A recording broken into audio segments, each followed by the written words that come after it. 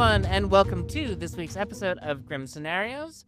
It's me, your host, Emma. Joining me, as always, is our other host, Milk. And joining us with our special guest this week to talk about the Plague Doctor is Niz from Hello, All hello. About the Bluff. How's it going, Niz? Going good. Niz is a stream host extraordinaire and has recently expanded into streaming in Australian time zones. Ooh. I've been tempted to try and start that stream upside down as a bit, and I just haven't got around to it yet. All right.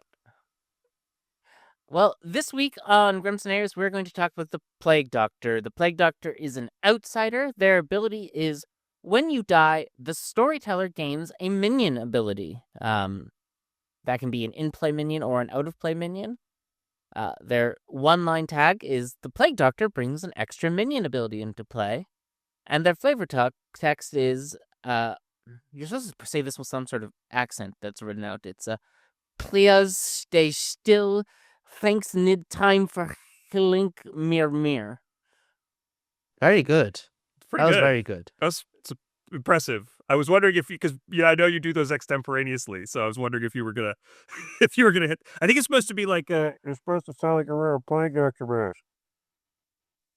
That's probably still. That's probably what it is. I'm not quite sure what all the words are supposed to be. I'm not sure what Hilink or Mir is supposed to be, but there's something.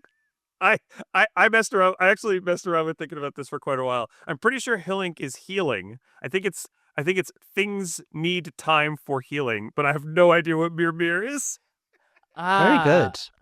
Yeah, that's probably right. Please stay still. Things need time for healing. That sounds right. What And the then hell Mir. What the hell is Mir?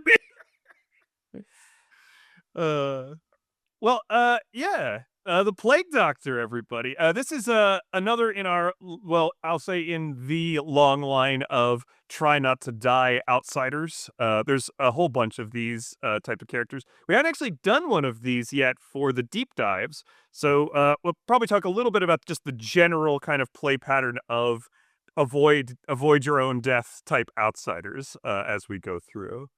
Niz, what do you have some just initial thoughts about the Plague Doctor? It's a recent-ish character, right? So it's kind of I think we've all kind of played with it quite a bit. I think people like it a lot.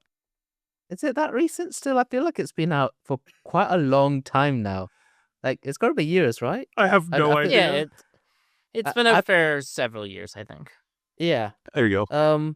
I love the Plague Doctor. The Plague Doctor, as someone that's very player agency driven, you'd think I'd come on here about a character that's got lots of choices to make and things to do. But the Plague Doctor does have quite a lot you're doing, whether you're playing it, whether you're bluffing it, whether you're storytelling it in particular. The storyteller's got a lot of work when it comes to this one. But I find for my Clocktower journey, it's actually changed quite a lot. Because I used to be one of those players that used to die all the time, day 1, day 2, that sort of thing. And when it came out, I drew it a lot. I drew it something like 3 games in a row. And Town just killed me. And there were extra abilities I did very quickly, and things went south. We didn't win any of those games. And I found very quickly that players just stopped executing me for no reason. After that, I started getting to final 3s, and it just changed my Clocktower life. And it sounds like an exaggeration, but it genuinely did. But I feel like nowadays I'm a bit more relaxed, perhaps, and I find it's not just fighting for your life. It's also being okay to die in certain situations as well. And you just got to read the game a bit better. So I like the Plague Doctor. I like storytelling the Plague Doctor. I notice a lot of players who are storytelling their own scripts. There's more Plague Doctors these days.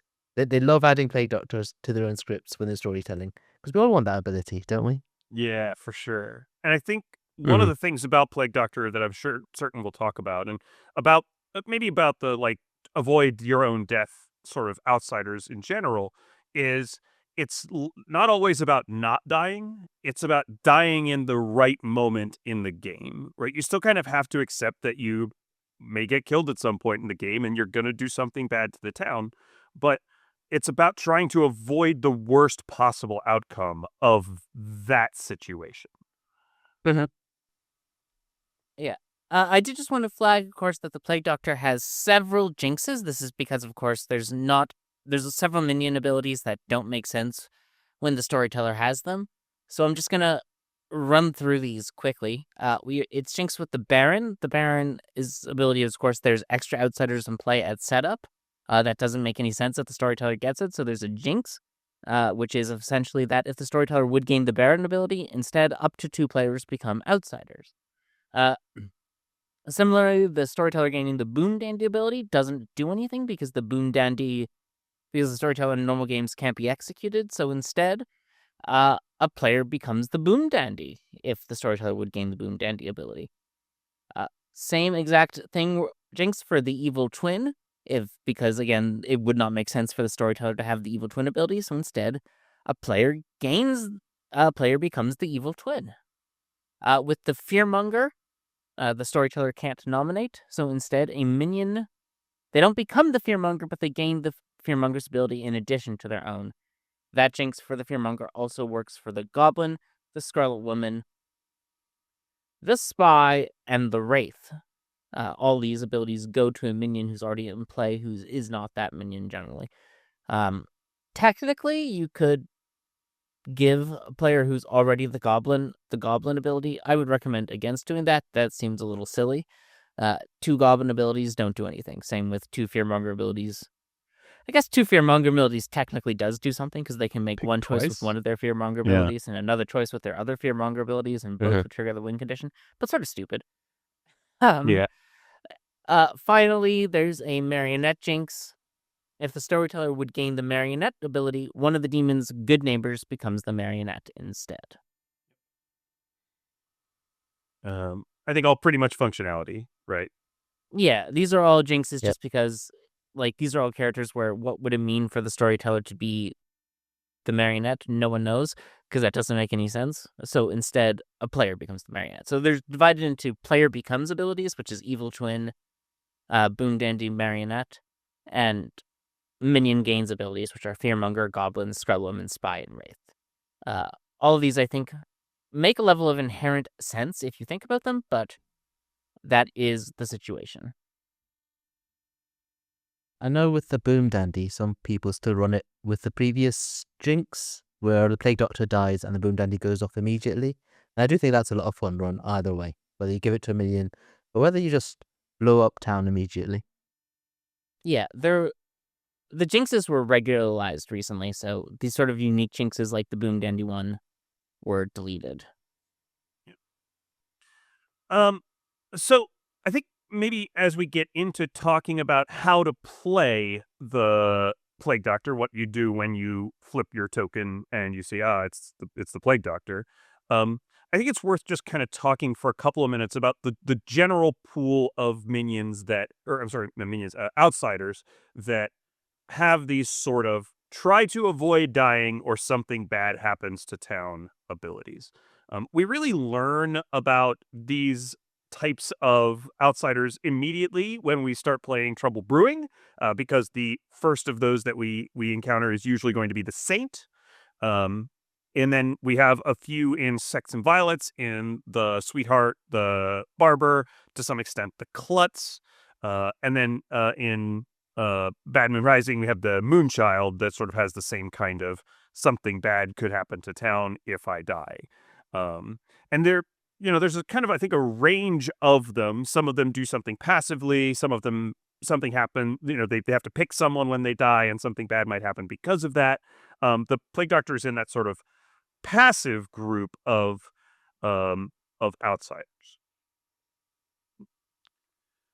And so I guess the kind of the main question is, and maybe we just talk about it specialized into Plague Doctor here, but in the case of any of these outsiders where you are trying to avoid dying specifically, how do you balance this sort of factor of something bad's going to happen when I die, so my inclination is to try to avoid dying at all costs, versus something bad's going to happen when I die. How can I die at a time when it's best for the town, right? And I guess I'll just kind of leave that there. Maybe we go right into Plague Doctor, or maybe we talk about some of the other ones just very briefly. So I'd say generally just try as the Plague Doctor to never die is generally best. With storytelling, you obviously don't know what the storyteller is going to do. And it also depends on a lot of factors you're not going to have any idea about. So the storytellers, like on some of the scripts, the Plague Doctor will act an extra win condition for the evil team. And when you're adding extra win conditions, evil team's win percentage over a long period of time is just going to go up. So in some cases, it's just really, really consistently bad. It's going to make your team lose in certain situations. In other cases, it's just going to be a bit of fun. Like, I had a game recently where the storyteller gained the Vizier ability and there was already a Vizier in play. Like, it didn't really matter. It was very funny, but it didn't really make a functional difference. And I think sometimes storytellers try and balance the game. They don't have to try and balance the game because it's an outsider ability, it should help evil. But sometimes they're going to just do a little bit with it. If evil are doing really well, then the Plague Doctor dying is probably not going to make much of a difference sometimes. Whereas if good team are doing really well, you really, really do want to die as the Plague Doctor because storytellers are going to do absolutely everything they can for the evil team. I'd say I'd say it's mostly like the Sweetheart, or a little bit worse than Sweetheart, because the Saint is very happy to die at night, whereas the Plague Doctor doesn't want to die at any time. If you're the Klutz, you can get a good social read on someone, and then you're happy to die, that sort of thing. Barber's very similar because the Barber can be recycled and added again later. So as Barber, you just don't want to die either. So I'd say Barber, Sweetheart, that sort of level. But it's kind of worse than Sweetheart because of the minion abilities that can be in play can make much more of a detriment. Yeah, I think a little piece of how hard you're gonna fight to survive will depend on what minions are on the script, right? The horror, like the true terror of Plague Doctor, is that you see Mezephiles on the script, right? Like, and the possibility of the evil team getting an extra, Mezephiles ability, or getting a Mezephiles ability when they didn't have one baked in, that would be genuinely damaging for the evil team. Whereas, and in that situation, you really, really don't want to die mid or late because the storyteller could offer it to someone, and you could end up in a really bad situation. But there's other characters, a Scarlet Woman suddenly appearing, out of nowhere. It seems kind of a common interaction with Plague Doctor, right? A Scarlet Woman appearing out of somewhere, out of nowhere, could be really rough. A Pit Hag suddenly being, Pit Hag ability suddenly being in the game that's changing good players out of, useful roles could be powerful as well. I do think as you get into the mid game, most of the time a Plague Doctor is gonna be more comfortable dying, just because toward the mid game, maybe um the sort of exponential effect of like a pit hag, an extra pit hag ability changing somebody on night 2 versus an extra pit hag ability changing on somebody on night 4. There might not be as bad on night 4 as it is on night 2. The witch coming into play mid or late game might not be as bad. Um might be worse, in some cases. A Serenovus suddenly popping up might be something the town can work around. It's never going to be good for the good team, I think, is the crucial thing about the Plague Doctor. When sweethearts die, there might not be a good drunking target. When a barber dies, evil might not know really what to swap, and they may just try to keep the barber in play or whatever. With a Plague Doctor, just something really bad is always going to happen to your team, and so I think the approach you have to take to not dying, um, you're going to have to think about how you want to avoid dying. Because you also probably can't just publicly claim Plague Doctor or evil's going to kill you in the night. I do think towards the very end of the game, Mez is the only one that's really scary. It's very scary. Just before that, I think Scarlet Woman and Goblin are very much up there. And yeah, your pit hags, you just really don't want to die early on for any of them, really. Yeah. Yeah, Maybe Baron. I guess I probably take a slightly different take here, which is obviously you're not supposed to want to die as this character, and it's not good if you die in a strict sense, but it's rarely going to be that big a deal. Which isn't to say it will be good, but it's just not going to be frequently the end of the world for you to die. And I think, like, with a lot of these on-death outsiders, that's something that players can misinterpret to the good team's detriment. To use a comparison for something that's more familiar to people, a lot of people, when they're doing trouble brewing with the gunslinger, will have a house rule that if the saint gets shot by the good gunslinger, it counts as a saint execution because they think it's um, this very detrimental thing for the saint to be to disable their ability. I don't run that because I have never seen that work out to the good team's advantage. Normally, it's just a player who's clearly good volunteering to be shot by the gunslinger because they're very clearly good. And good is then down a player and vote and possibly an execution, which is bad for the good team. Um, like, just because you have a negative consequence to dying doesn't mean avoiding that negative consequence is the most important thing in the world. And I think it's very easy to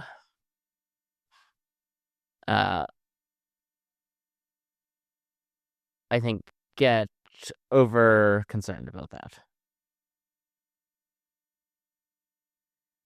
There are minion abilities that are very bad. The storyteller's rarely going to use these minion abilities to hand the game to the evil team because that's not really fun for anyone. I don't know. That's more or less where I am on it. I'm not worried about the storyteller. You die, and so the storyteller takes him as Zephley's words and holds it for Final 3 to give it to the last good player. That just seems unlikely. Which is, I'm not worried about the storyteller using a Vizier ability to win the game for evil, or a Psychopath ability to win the game for evil. The storyteller isn't really going to do that, and I'm not going to bother playing around it. So, this isn't to say you should want to die as the Plague Doctor, but it is to say you should always just be focused on what's actually going to be most helpful for the good team. I do agree. Plague Doctor dying, generally, as an average, isn't going to make that much a difference. There's definitely going to be games where the Plague Doctor dying, the Sweetheart dying, the Barber dying is going to change a good team possible win to a loss. That's what outsiders do in general. So it's okay. Some of them are you mitigate by them dying, but in these ones you want to keep them alive. But yeah, Storyteller should never end the game as a result of these outsider abilities. Storytellers obviously one of the main things is they want to get you to a final 3 if they can. They're not going to use it to end the game. But there'll be a percentage of games. I don't know what the exact percentages are. I actually think it's probably less bad than a Barber because Barber swaps are huge. But I think it comes closer. I think it's worse than a Sweetheart, but not as bad as a Barber. Yeah, like there's definitely minions that it's worse to die for. I think Poisoner is a sneakily devastating one. There's other podcasts where I've gone on recently and talked about how I think most trouble brewing characters, and I would include Poisoner in that, need to be on less custom scripts. But like untraceable, unremovable storyteller controlled poison can just turns all information into a soup. Yep. And lots of players rely on information. Sometimes to their detriment, and like making it so no information matters, it can be really bad for the good team. But I think so you try to stay alive as the Plague Doctor is my general suggestion, but also recognize where if you staying alive is doing more harm than good, you don't need to throw a temper tantrum over people not executing you just because you're the Plague Doctor. Yeah, and I think that brings us around to, finding the right moment when it's best for the good team for you to die. A lot of just as an allegory or as a comparative, a lot of people try to get killed early as the Barber in a game of Sex and Violets or where Barber appears on other scripts. And I think that's probably not a great plan most of the time. First off, because the evil team can cycle you back into play, and second of all, because it means a lot of your early game information is going to be less good between minions and demons if the evil team does like to swap around, which, has various different values. I think with Barber, and therefore comparatively by, other related characters, I think finding the moment in the game when it's probably not going to be as detrimental for you to die is a really good idea. And, with that in mind, maybe thinking about what minions are on the script and being sort of a little bit familiar with how they can impact a game early or late. For example, a poisoner coming into the game on day 3 or day 4 is not going to be as useful as a poisoner that's in the game on day 1, right? So a poisoner coming into the game mid to late that's controlled by the storyteller, it's going to disrupt something, but it may not disrupt everything. You're probably no worse than a sweetheart in that specific case. You know, a pit hag coming in on day 3 or day 4, right? Yeah, they're going to change some stuff. They're mm, you know mainly going to maybe make something a little bit easier for the evil team, or give the evil team a backdoor out, or move it's very unlikely to move the demon, because again, it's a pit hag ability that the storyteller controls. The the minion controlled abilities, the abilities that go on minions, are mostly passive. And so, again, they're not really changing what evil has the agency to do in the game. Maybe Scarlet Woman lets them, do a little tricky little swap around. But again, tricky little swap around between a minion and a demon is basically the same power level as a barber swap. So, I think finding the moment where you can be killed and it's sort of okay, and trying to live until then is probably the most conceptually consistent approach to playing the Plague Doctor. When you draw a character like this, anyway. I'd say with Barber dying early, I think it's wise for the demon to recycle it back in, because they can kill a player and they can also remove another ability by recycling it. The downside for the evil team is that's probably 2 good players confirmed, which is a real downside at times. But also the Barber being around late is very possible. So Barber, you got pluses and minuses for dying early. Whereas the Plague Doctor, it is generally just minus. I think I've got kind of, with a 1 killer demon thing, you obviously never want to die in Final 3. You've lost the game. Final 5, I find generally, if a good player dies in Final 5, good or very confused, that's going to be a lot of evils winning those games. If you're definitely feeling, I'm going to be executing Final 3 here. Because the issue with the Plague Doctors, you got no information, you got nothing you can do to confirm yourself. If the storyteller's not given you a librarian confirming you, then you're just sitting there, you're claiming this role, you're trying to live forever. It can look like an evil player, and there's nothing you can do about it. So Final 5, if you feel they're going to execute him in Final 3, that might be a time to say, yeah, okay, I'll be happy to die. But I generally think the best time for, I'd say in general, is about Final 7. If you think you're up against it, you're really entrusted, I think Final 7 is a time where you can say it's not going to cause a TPK. It's not really, you're not causing too much distraction going into the very end game. Now's the time to get me out of here, and there'll only be a couple of days where it can impact the game. Yeah. Yeah. But yeah. I don't have much more else to say about playing as the Plague Doctor. Like, I could give general advice, like, it's one of these characters that's, it's given conflicting goals. Staying alive during the day is generally accomplished by telling the truth and seeming honest. Staying alive at night is generally accomplished by being suspicious or in line and claiming you're a role that the demon doesn't want to kill. And these are obviously at cross purposes, right? The players most likely to be executed are the least likely to die at night, and the players least likely to die at night are the most likely to be executed. And as a Plague Doctor who's trying to avoid both being dying at night and being executed, you have to sort of navigate that cross purpose setup. I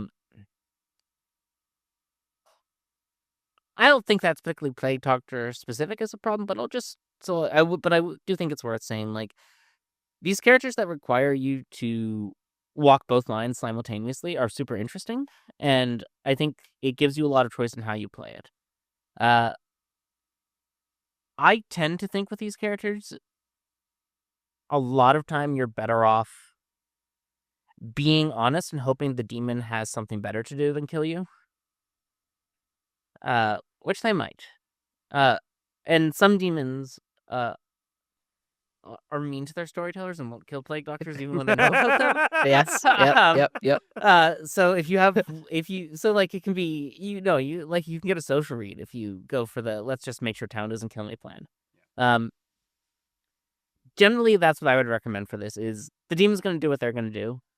Try to make it so town won't kill you. So focus on the get town to trust you rather than the prevent the demon from killing you. Like, the demon's going to kill any player they think is not worth framing or high value.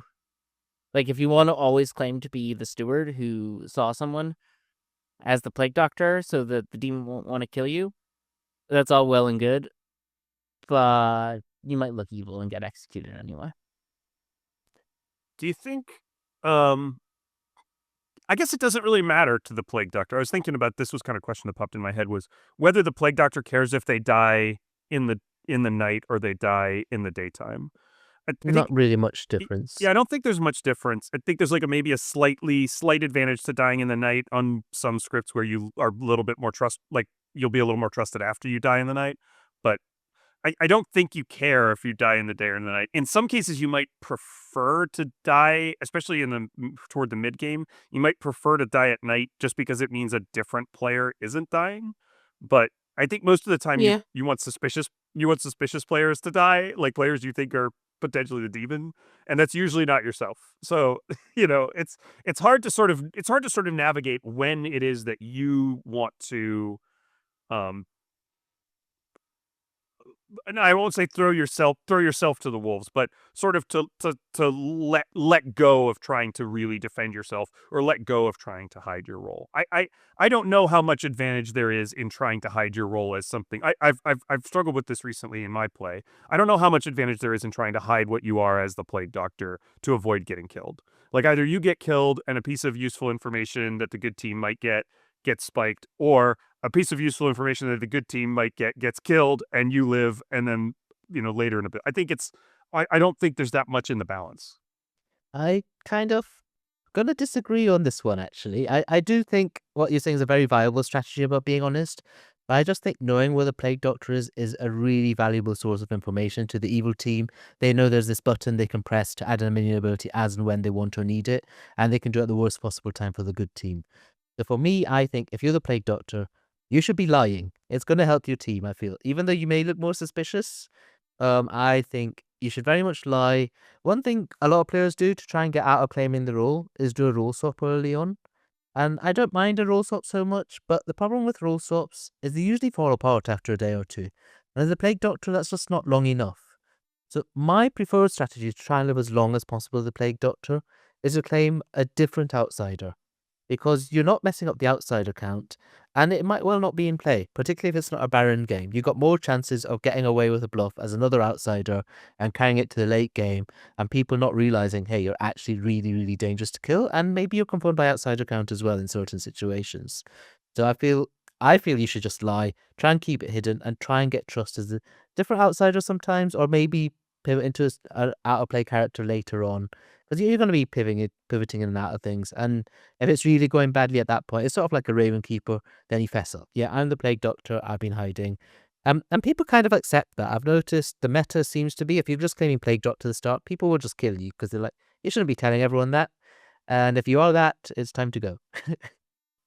Yeah, I think there's definitely cases to be made on both sides for whether you should be honest and lying as a plague doctor, and I think that's something that makes it interesting. Just on the timing of whether you want to be executed or killed at night, mostly it doesn't matter, though depending on the storytellers, getting killed at night can be essentially one cycle less of the minion ability you're adding than being executed during the day. And that's just some storytellers will, if the plague doctor is killed by the demon and most minions go before demons, they'll immediately turn on the minion ability and use it. Other storytellers will more strictly follow night order and say, no, this minion ability doesn't act again until tomorrow night, so the minion ability doesn't get in play. So if you have that second type of storyteller, getting killed in the night essentially gives you an extra half day without that extra day cycle without the minion ability. I think as good players, you generally want to be killed at night. Yeah. Including as the Plague Doctor anyway. And there might be a slightly mechanical benefit for the Plague Doctor. If you're going to die, you'd rather be at night. But yeah, I think there's reasons to be honest. I think there's reasons to lie. I think that's nice. I like when you can make the argument for both sides. There's a lot of choice there, right? Like, it gives you a lot of freedom in how you play. I think it's one of the joys of pulling an outsider token in general, is that you usually, even though your ability might not do a ton, you have a lot of freedom in how you choose to approach the game, and that flexibility can make them fun to pull. I actually quite like the interaction of pulling a Plague Doctor and trying to figure out how to stay alive just long enough. I think it's a interesting challenge most of the time. Absolutely. I do think, just in general, for good characters, you want to die at night rather than be executed, because executions are town's kind of only way to kill evil players in general. So you want the evil players to be executed, not the good players. I think that's probably true. Yeah. Yeah. The time when you want to be executed as good is when you found yourself in the situation where if you're not executed as good today, good is going to lose tomorrow because they're going to execute you then. Yeah. Nothing special about the Plague Doctor there.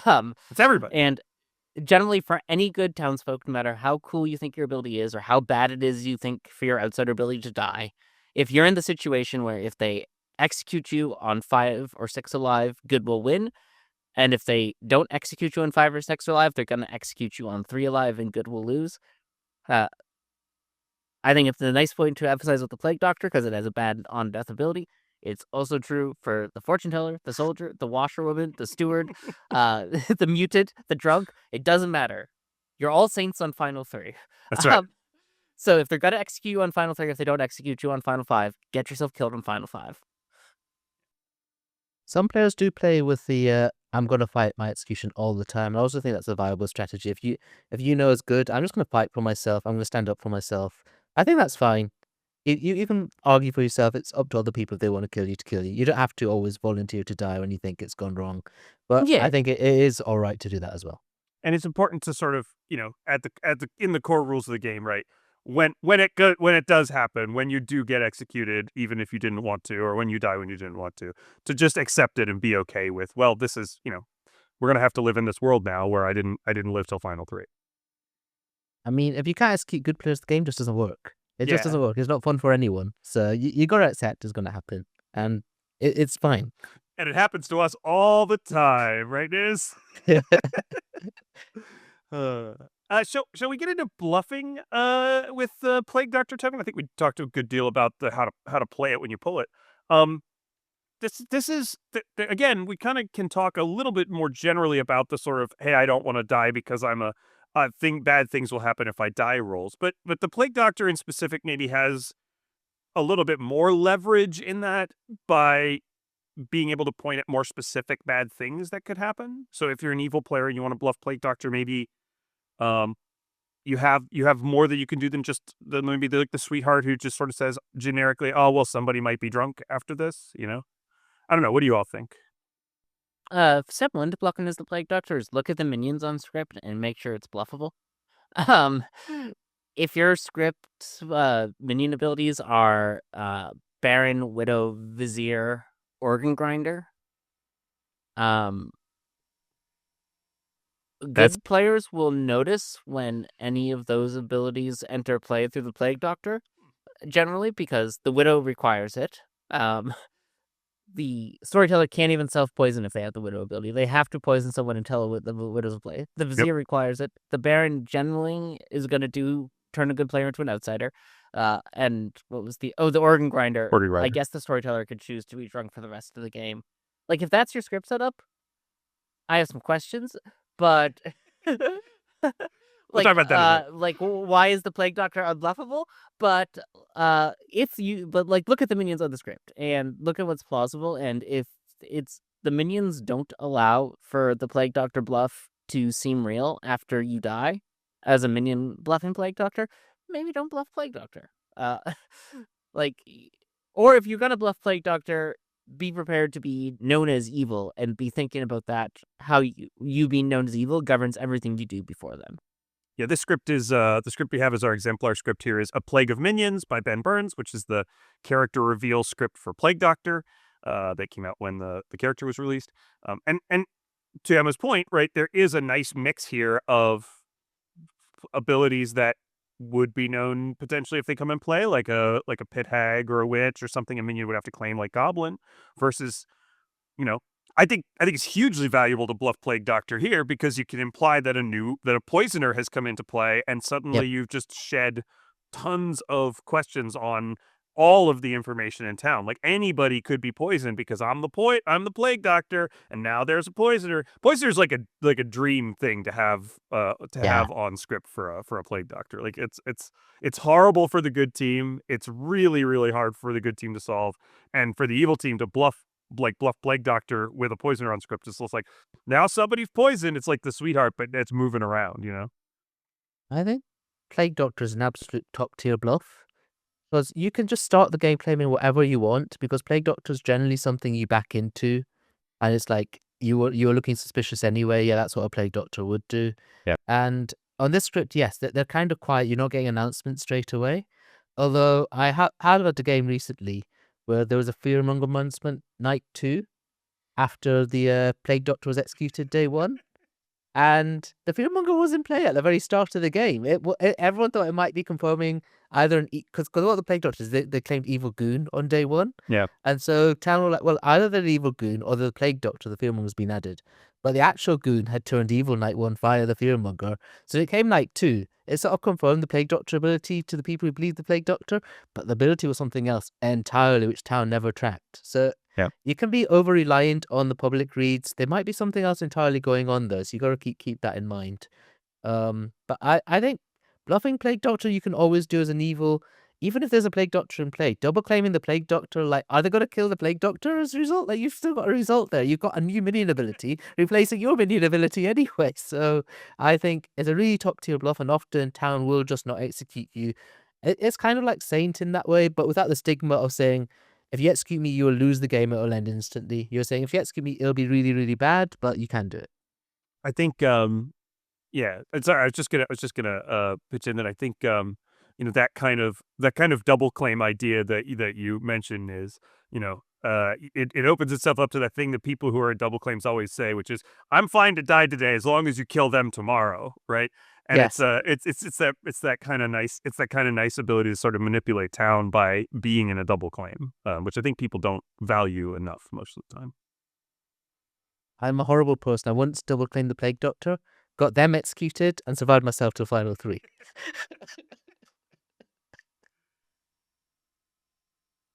Yeah. The official tips and tricks suggest if you're gonna planning to do a plague doctor bluff, maybe try to convince another minion to hide their ability so that it can appear to come in play after you die.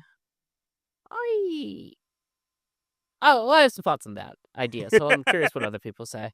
I think it's really not worth not having that. I mean, it depends. It depends on the ability, right? Like if I think we're kind of it's kind of hard like in a vacuum, but like if we're talking about like the pit hag, maybe the pit hag has things they can do that aren't going to be loud that they could maybe hide it for a day or two. But if you're talking about the Serenovus, then you're talking about making an evil player Serenovus mad, or a harpy. You're talking about making a evil player harpy mad. There's some advantage to doing that, but I think for most abilities, it's mostly worth using your abilities and not giving them up for a couple of days for a bluff that's not the demon. Now, if it's the demon bluffing plague doctor, then you have a whole separate problem where you can't confirm them when they die.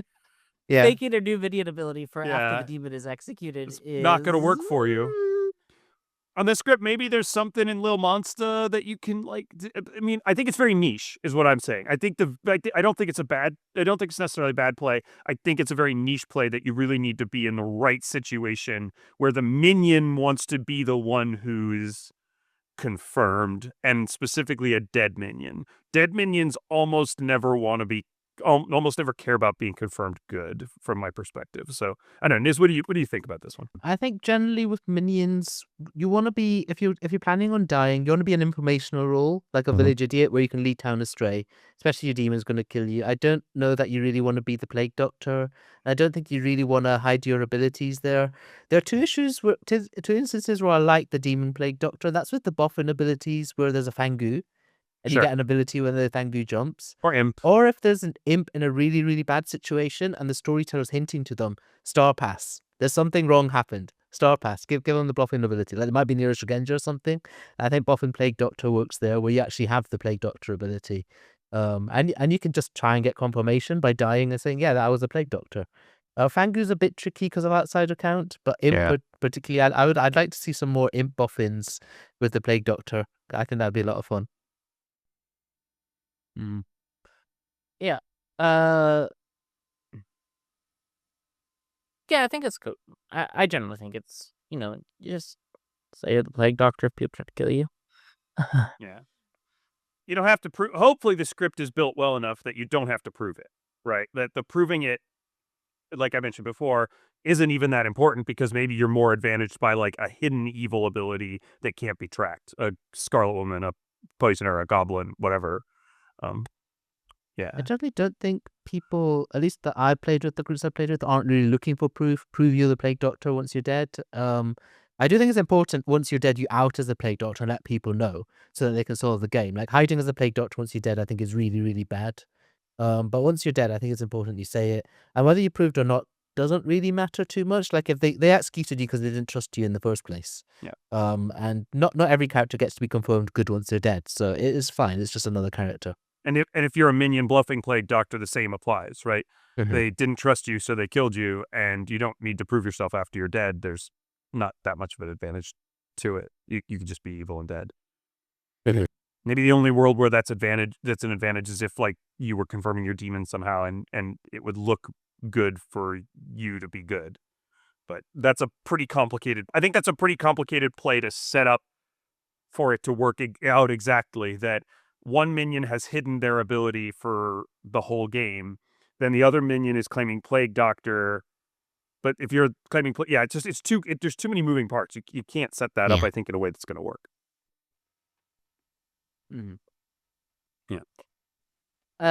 If your minion is bluffing Plague Doctor and you're the demon, I'm never gonna not advocate for killing your minions when it makes sense, but I Yep. think it especially makes sense if they're bluffing Plague Doctor. Especially if there's some way that Plague Doctor bluff will reflect back well on you. Yeah. Like, so kill your minion who's bluffing Plague Doctor. And let them say they have a good social read on you. I don't know. I mean, I think At the worst. I think we can even talk about this like in a more broad context because Emma, we do talk about quite often about why you should kill your minions, right? And like Plague Doctor is sort of the maybe a good exemplar of this. Of evil would kill the Plague Doctor. So if you want the good team to think that that player is really the Plague Doctor, you need to kill them, right? And this applies in a much stronger way to your minion who's claiming to be a fortune teller clearing you.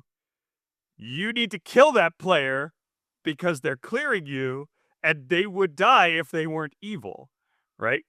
If there's a player loudly claiming to be the Plague Doctor in town, they would probably get killed by the demon. And if they're trying to defend you or not voting on you or like making arguments with you, like if they're like not getting into a conflict with you, you're going to look evil if you don't, if they're still alive and they look evil. This particular script gives a great reason to kill a minion claiming Plague Doctor, which is Vigor Mortis, right? Vigor Mortis gives you that like reason. Lil Monster, the storyteller, is going to kill some evil players off at some point.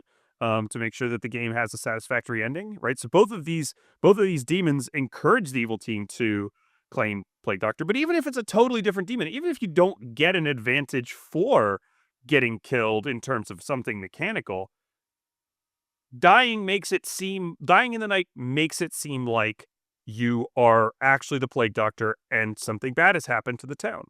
And it lets you disrupt the town in a variety of different ways. Just like if a dead VI who's got a good on the demon makes the demon look pretty good,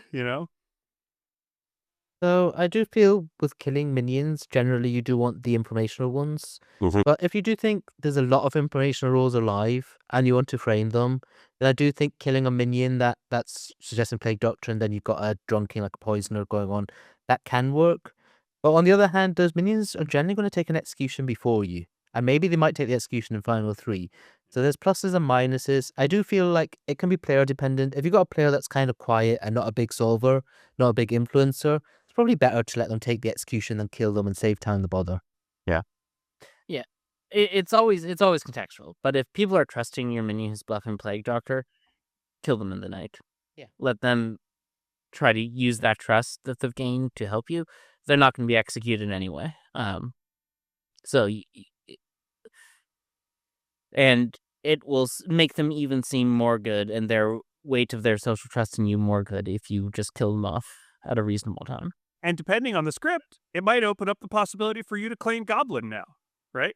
Now Absolutely. now the town's going to go, oh, he's claiming Goblin. Oh, he might actually have the Goblin ability now, and that may get you through an extra day, or depends on what the town thinks is going on. So it's always contextual, but yeah. Did we have any other thoughts about evil players bluffing Plague Doctor? This is a tricky one for a demon to some extent. I think it's maybe a better bluff for a minion than for a demon. I think you can't just ride like in Sex and Violence, a demon can't just ride a sweetheart or a butler barber bluff until the end of the game. I don't think you can necessarily ride the fear of killing a Plague Doctor to the end of the game consistently. Your mileage may vary. Functionally, it's very much like Raven Keeper. You don't have to give any information. You just claim a bunch of other roles and then you back into it. Yeah. And yeah, that's why I was lying. I think it's very similar bluffing as Demon as bluffing Raven Keeper. Yeah. Mhm. Yeah. Maybe with the slight disadvantage of outsider counts being slightly more solvable than townsfolk like locations. I'd assume if the storyteller's giving it to you as a bluff, though, it should be viable. Yeah, it's possible that you've just decided that you want to bluff it. Yeah, true. Let's get into storytelling decision making for the Plague Doctor. The storyteller has a pretty reasonably sized decision to make when a Plague Doctor dies. So we'll definitely want to talk about that. But the starting point we usually go with is thinking about what goes well on a script with a Plague Doctor. What are you looking for in a script with a Plague Doctor, and what maybe are some interactions that don't work as well? Yeah. I'm going to say what I want to say very carefully. I think a lot of the funny Plague Doctor minion choices are great. It's very funny when the storyteller is the psychopath or the vizier or the wizard or like that. Your script needs to not have just those on if you want it to be a sustainable script that works well for multiple play. And that's because you're not always going to be able to guarantee that the Plague Doctor being confirmed is not unfair to the evil team. So in the event where evil's hard framing the Plague Doctor, and if the Plague Doctor is revealed to be good, it will blow open evil's face, you need the option of minion abilities that don't confirm the Plague Doctor. So for a Plague Doctor script, I'm not saying you can't have the funny Plague Doctors on there. They're funny for a reason, and they're fun for a reason. But if you want your script to be a real good Plague Doctor script, if you have those minions, you also need minions that will not cause the Plague Doctor to be confirmed.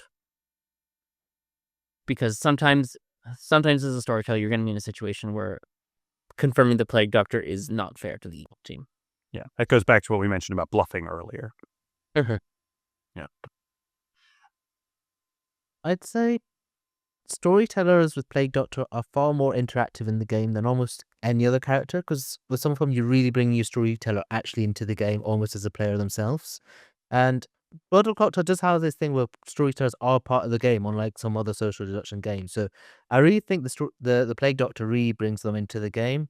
I don't mind if you do the funny. I do feel if you have a player being mad, Harpy mad, and Serenovus mad, or what I call wizard mad, because a lot of these wizard wishes can make players mad as anything you like. It's very storyteller dependent, or player dependent if the players made the wish. But you can make players bad as multiple things. It's absolutely hilarious. As long as the players are fun with madness, having fun with madness, I think you can do that.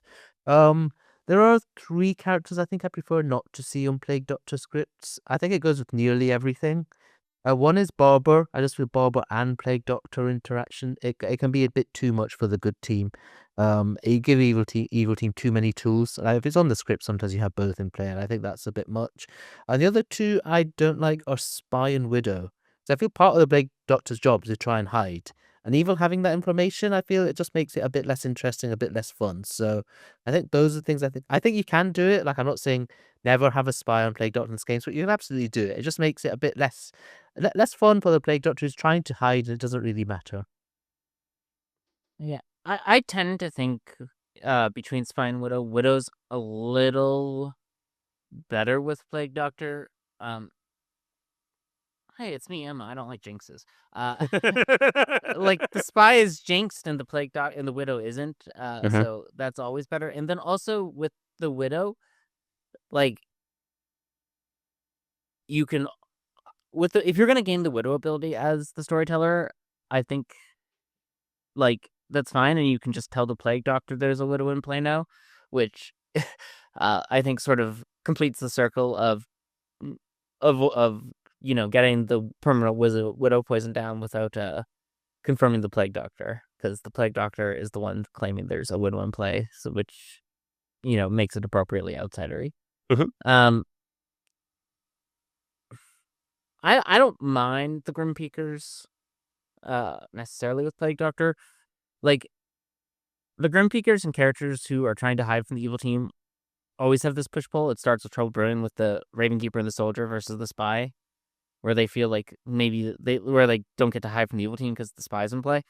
I don't think it's the end of the world. I would say Poisoner's probably my least favorite Plague Doctor minion, just because mobile storyteller-controlled poisoning,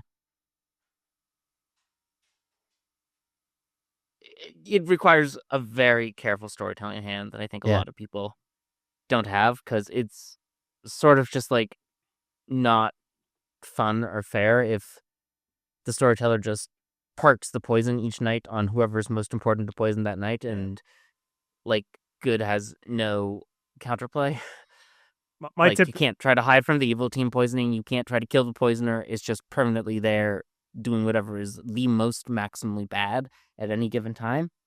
Ooh, that's a little... It just makes you feel gross as a storyteller, and I think it requires a lot of very careful work.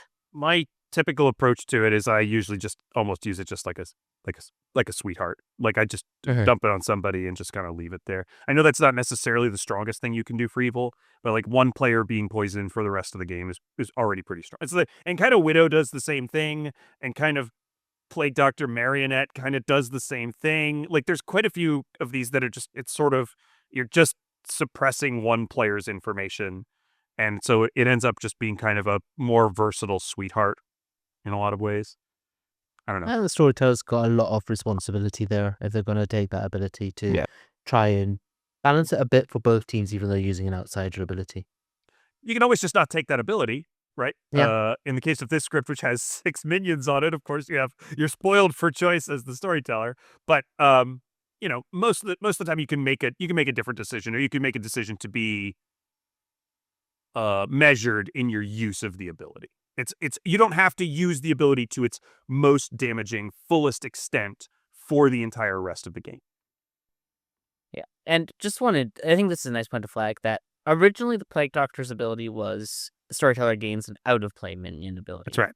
Which, and with the normal script distribution, meant that sometimes the storyteller would not have a choice about minion abilities to gain. I think as a baseline, there was both a functional and a practical reason for that. The practical reason was the game doesn't come with 2 copies of minions, so it's hard to track multiple poisons for a storyteller playing the physical Grim if there's a poisoner and a Plague Doctor poisoner in play. You don't have 2 poisoned tokens. The other reason is functionally doubling up can exponentially scale things. I think the change was good because sometimes it was really annoying when you had to use the out-of-play minion on 3 minion games. There was situations where it was this is not super good. I don't actually want to Baron in any of these outsiders. I don't want to have a second Vizier. That's not super interesting. But or I don't want to make me the vizier. That's super interesting with how this game is going. So I think it was good that they changed it to allow for doubling up. But I think as a general rule, all else being equal, you should take an out of play ability. I agree with that. Yeah, I agree. It just keeps the game a little bit more balanced and interesting. And also a little more trackable, I think, which is fair. Yeah. It does pile this extra thing on you. And, I think it's also one of the things that I think is hard with storytelling, and this character sort of emphasizes it a little bit, is you can get overwhelmed. There can be a lot going on in a game. If there's a lot of active abilities, if there's a lot of if there's a lot of abilities that come to you specifically for information during the day, you need to know yourself and just be aware of, hey, if I take the Plague Doctor Psychopath ability and add this on top of what I'm already doing, or if I add if I take the Plague Doctor Wizard ability and make some wish, I'm adding to my ability to run this game well. I'm adding to my workload and to my sort of, I'm limiting my own bandwidth. So it's always worth being careful, and just, sometimes it's okay to just take something that's relatively easy to run.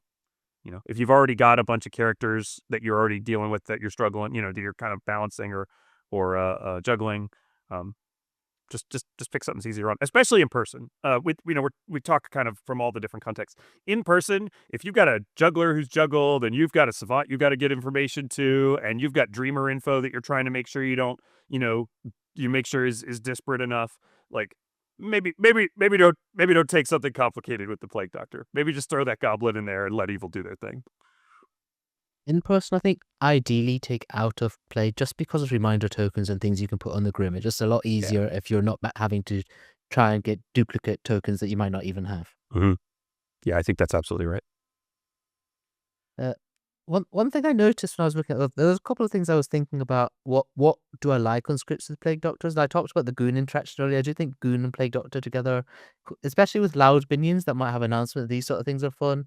Sailor is also an interesting one where you get some good information with Sailor, or you can potentially get really suspicious on someone for almost no reason because they picked them first and the announcement came late too. Those are a couple of things I like.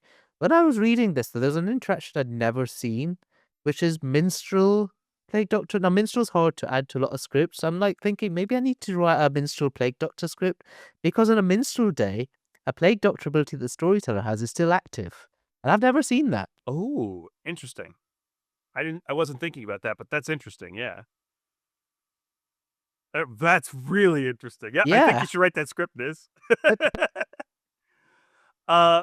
Yeah. I think maybe it's worth just talking a little bit in specific. We did kind of flag it a few times here, just in terms of what we've been talking about. When you're the storyteller and the Plague Doctor dies, obviously we can't talk in specifics, but hopefully you're thinking about taking an out of play role. Is there anything else you think about in terms of, like, it's earlier in the game, or it's mid game, or it's later game?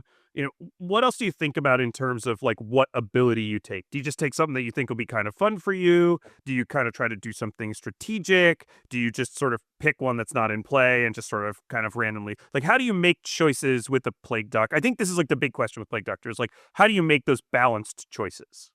I think a lot of it comes down to actually reading the games. You need to be very much like listening to your players and working out what's going on. If you think evil are on the ropes, you really want to consider that goblin, that mez, that Scarlet Woman ability. You really want to help evil if they're up against it, particularly if they're losing minions as well, just to help them out, because they're going to need it or they're going to lose very soon.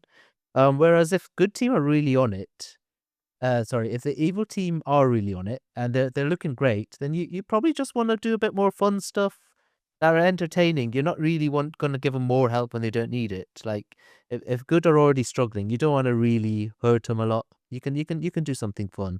So I think you really want to read the game and do something viable. If you're not sure what's going on in the game, then you can do something in the middle. Because you don't need to absolutely help one team or another with the Plague Doctor ability. You can make a middle decision. It's an outsider. It's supposed to help the evil team a little bit. Yeah. All right. No one will have noticed anything. I'm sure. I'm sure it's fine. Yeah. So, like, the question we were discussing with the issue of, like, look at the situation. If they executed the Plague Doctor because the other person they were thinking about is executing is the demon, maybe choose a minion ability that gives evil an attempt to escape, like Scarlet Woman, or a Baron to add a Barber, or a Pit Hag who can move the demon, or a Goblin ability that the demon can now hide behind. Like, those are all good things to do when it seems like the demon is on the ropes. On the other hand, if, like, the Plague Doctor is killed at night after the Harpy is executed, maybe this is a situation where you want to extend the Harpy madness so as to not out the Harpy, so you can start making other people Harpy mad. It really is a game state and what's going on with the rest of the team situation. There's not one right answer for, this is the sort of minion ability I should give. You should think about what is something that's going to be both fair and helpful to the evil team. I'm a huge fan if the Harpy is executed and then the Plague Doctor is killed of extending the Harpy ability, because I think storyteller-controlled harpying is one of the more balanced storyteller-controlled abilities. Mm-hmm. And I think it's frequently generally pretty nice for the evil team to say, no, that wasn't the Harpy. The harping is still clearly going on. Yeah. Serenova is a little bit like that too. It's not quite the same, but like there's a few other roles that, I think Serenovus can feel a little meaner from the storyteller, because I think Serenovus can feel a little meaner overall. I think previously in-play minion abilities, though, is always a great choice. Yeah. If Skeleton comes back, it really... I mean, that's kind of what the Plague Doctor does. It causes a bit of confusion, and the minion's abilities come back, so you don't really have certainty about whether that minion's dead or not. There's just a little more to talk about. Let's go quickly build a Grim, because I want to talk about what we think would do in a few different situations at the moment the Plague Doctor dies. Sounds great. Let's head out to the Grim. Okay, here is our Grim. We can see our Plague Doctors down here. We have, starting from the top of the Grim, going around the circle, we have a Librarian, then a Soldier, a Goblin, a Mutant, a Witch, a Dreamer, a Poisoner, the Plague Doctor, the Night Watchman, the Empath, the Town Crier, and the Engineer. We'll say the Witch is holding Little Monster for now. Alright, so here's sort of question one I wanted to ask. Plague Doctor gets executed day one. Not a lot going on in this Grim yet. Let's say the Town Crier is going to get a yes tonight. The Night Watchman hasn't used their ability yet, and they're going to be poisoned. And the Mutant is confirmed by the Librarian, who saw the wrong thing on the Goblin. What sort of ability are you thinking of adding with the Plague Doctor when it's sort of early in the game and you don't really have a good state of what's going to be necessary and nothing really as much happened yet? I'd be very tempted to Marionette the Dreamer. You can still give true information if you want in those situations, but that's something where it is like a poisoner on a specific target, but you're using that of a minion ability that's out of play, and it's early and on enough that you can sort of decide what you're going to do there. Yeah, I think that's one. I think you can always put Pit Hag into play early on yourself, and then make the choice to use it later in the game, because you can always select an in-play character and then the ability doesn't go off, which lets you balance how much pit hacking actually happens within the game. So I think that's a reasonable choice too, that lets you stay flexible to potential changes later in the game. I think I'd avoid the Scarlet, particularly with the Goblin. I feel when you've got a little monster that can move around, plus a Scarlet Woman, plus a Goblin, you're giving Evil a bit too much, I feel. I feel that gets very rough for the good team, with Evil having multiple win conditions and multiple getaways. So on this one, I think I'd avoid the Scarlet Woman in particular. Everything else, I think you can't really go that far wrong. I agree. You didn't put the Scarlet Woman in this bag for a reason when you built it, so you probably aren't going to put it in now. Yeah, I think like if you think you might need a Scarlet Woman at some point, that's a reason to take the Pit Hag ability, because you can decide if you absolutely need a Scarlet Woman later using the Pit Hag. But I think I like the idea of either Pit Hag or Marionette here. Probably, no, obviously you're not marionetting the Mutant, but the Dreamer is a strong character to sort of get a one-off permanent poison on, and the Pit Hag just gives you, I think, a little more flexibility, which is nice as a storyteller. Okay. Yeah, and Saying that, if you were to double up on the Witch, I do think Witch is a fun one, which you have to be a bit careful. Like, if you get a double killer one day, you probably want to avoid doing it. But you're not going too far wrong with the doubling up of the Witch, because you can always Little Monster kill the Witch if need be at some point. And I do think it's a fun storyteller sort of interaction where you can just put it on stuff like the Librarian. The people are very happy to nominate. And that can do a little bit, especially if you're not wanting to turn other player evil. But I think Pit Hag is definitely a very neutral one, where you can do whatever later on. But sometimes you get stuck where you feel like I can't do anything anymore. Let's say that let's just kill some people. It's mostly random who we're killing. Alright. Let's say this is the situation, and so the soldier, Night Watchman, and Poisoner are all dead, the goblin's holding Little Monster, and now the engineer decides to use their ability at long last, and decides to turn from a goblin, witch, and a poisoner to, they say 3 minions because it might be Little Monster. They make it a Scarlet Woman, a Marionette, and a Pit Hag. And then the Plague Doctor dies, which is, I think, you've chosen to kill them because it's a night kill. What are you interested in doing here, where the engineer has just completely changed the setup of the evil team and you're killing the Plague Doctor? Presumably, you, having known the engineer has done this, have decided to kill the Plague Doctor partially in response. I'll probably lean toward, this would be one of those times where I would lean toward Poisoner. I'm looking at a Grim where the Dreamer and the Empath are both still alive, getting strong information. The Town Crier is still alive, getting potentially strong information. There's like 3 really big, powerful, ongoing, strong information roles. Evil's hopefully framing one of them as evil. Dreamers are relatively challenging to frame. So probably some subtle poisoning here is going to be the most useful for evil. That said, maybe there's probably other choices. I do like Poisoner. For me, my favorite would be bringing the Pit Hag back. The Pit Hag's dead. Doing some Pit Haggings after the Pit Hag's dead definitely can sow some confusion. And you don't have to make the Pit Haggings the worst. You can do some fun Pit Haggings as well. Yeah. I don't think I'm going to bring the Witch ability back into play. Assuming it hasn't gone off yet, there's no real reason to, refresh the Witch ability. I don't think it's going to help evil from the position they're in right now. Town's already got a bit of information. I think that's probably the least likely one for me to take. I wouldn't probably add another Scarlet Woman or double up. Obviously, you're not going to add another Scarlet Woman because that can be catastrophic. But it's also not going to help here, and I wouldn't double up on Marionette at this point. Yeah. I don't know. What would you do in this one, Emma? Are you more leaning Poisoner or keep the Pit Hag rolling? What are you thinking? I would probably either bring back a Pit Hag or a Witch here. The engineer, yeah, I think I would probably lean towards bringing back a Witch mostly.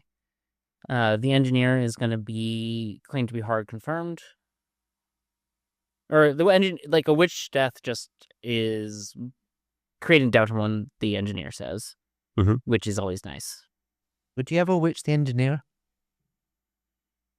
Kind of defeats the point, but it would be fun. Yeah, it kind of defeats the point. So, I probably wouldn't Witch curse the engineer, and that also gives me some limiting options, because by choosing to do something specifically to frame the engineer, I am similarly committing to framing the engineer, so I'm not putting the Witch on them. But yeah, because the important thing to remember: engineers cannot be poisoned. They act before the poisoner. Yep. And the Zon. Only Nodashis can poison them, and Vigor Mortises, and Puckas. The only thing is, certain players have a reputation of being self-cursing witches. But in that specific situation, if the engineer was that, I'd do it. But other than that, no. All right. And then we're going to turn this back into a goblin so it looks less silly, the marionette back into a goblin, and we'll change the skeleton back into a witch. And then just one more question.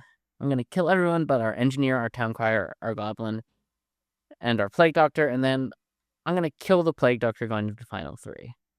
You guys still got the mutant. Oh, the mutant's also dead, sorry. Yeah. Anything particularly you think is important to do? I think it literally doesn't matter what you do with the plague doctor here. It's not going to have an effect on the game. Marionette's the only thing that matters. Yes, but does the marionette still have to be alive? No. Nope. Yeah, so I guess you can just toss a marionette somewhere if you really want to.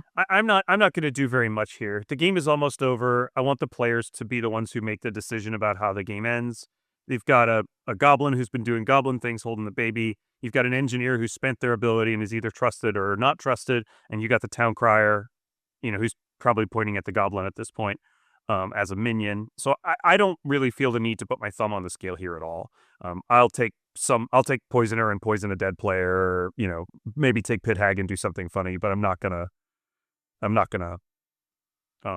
do much that's gonna impact the outcome of the game. I'd say my experience playing, about 4 and 5 storytellers do add the marionette here. I haven't really considered much whether they should, because it makes no difference to the player. They've been playing for the good team the entire game, so it kind of feels more fair to leave them on the good team, but they have no way of knowing. And yeah, you can do it either way. Yeah. Interesting scenario, but I don't think I want to do a lot here. I don't want to change the scope of the game at the end. I think if there was no marionette on the script, it's pretty much always the case. You're not really going to do much. Maybe you had some madness if there's madness on the script to a dead player, maybe, but that's about it. All right. I don't think I have anything else on the Plague Doctor. Dan, do you have any final thoughts on the Plague Doctor? No, I think it's given us the opportunity to talk about a lot of interesting sort of adjacent things related to the Plague Doctor, and I think we've done the Plague Doctor pretty good justice here. Niz, what about you? Just one thing I wanted to mention, which I do think, like I said, I used to be executed a lot. And I find particularly when you're playing with sort of new groups, there can be a meta where people who join new groups can get executed a bit more than players who are regularly part of that group. And there's not a lot of characters that punish you for that. So I do feel where you've got group meta dynamics where the same players are getting executed a lot, I think the Plague Doctor is a really good character, which sort of says, don't do this. Don't just execute players randomly, because sometimes there are these bad characters that you really don't want to execute. So sometimes you can be a bit harsher with, yeah, you killed a Plague Doctor for absolutely no reason. I'm going to give evil some real good help here. So I do find Plague Doctor is really good when you're mixing it up with the groups, and you might not have the best group dynamic with the executions. I do think that's something I really like about the Plague Doctor. Yeah, I think helping your group be healthy in the way that they approach play is always a good choice. Niz, thank you so much for coming on with us. Where can everybody find you? Please let us roll out the red carpet for you. Tell everybody what you're up to. So I'm streaming Sunday evenings UK time at twitch.tv All About the Bluff. Also, I've got a YouTube video up just by chance this week about that the Goon Fearmonger Plague Doctor interaction. So that's out just freshly at youtube.com/allaboutthebluff. And that one's a really fun one to watch. So I was the demon and we got away with murder. Or maybe we got away with murder for a while at least. Well, thanks, my friend. I appreciate you being here. Thanks, everybody, for coming and hanging out with us. As always, we really appreciate all of you. And until next time, may your scenarios stay grim.